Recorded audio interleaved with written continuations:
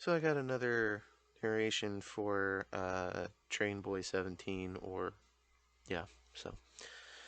Percy's Porridge. Donald and Douglas were rushed off their wheels. Sir Topham Hatt came to see them. The Scottish twins were grateful.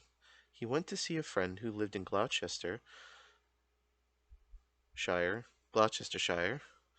and explained the problem. The friend took him to meet Wilbert, a smart blue saddle tank engine with 6 wheels. Wilbert was delighted. His line in the Forest of Dean was short, and he was delighted for the change to exercise his wheels. Percy was delighted when he heard the news. Sir Topham Hatt laughed. During the week before Wilbert came, it was cold and wet. The engines thought it would never stop raining. None of them wanted to go out, but passengers and trucks were waiting. At the station, by the river, sacks were being stacked on the platform. The men who had filled them had worked fast, and they had not tried the sacks properly. I'm going to read that one more time here. At the station by the river, sacks were being stacked on the platform. The men who had filled them had worked fast, and they had not tried the stacks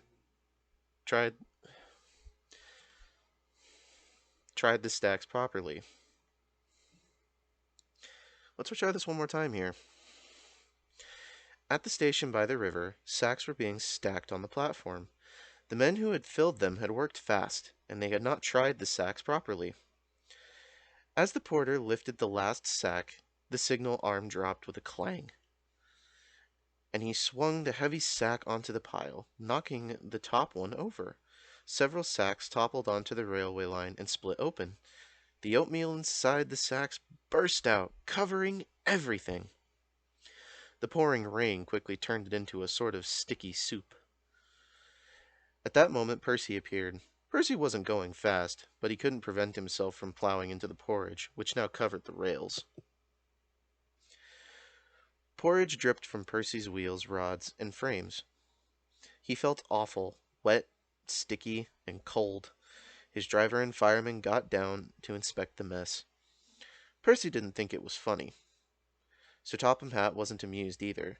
He telephoned to the junction where they were just in time to stop Wilbur on his way to Duck's branch line.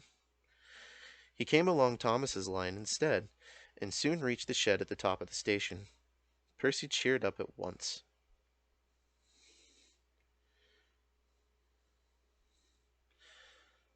Alright, and that's it. So, yeah. So, anywho, it's for Percy's Porridge.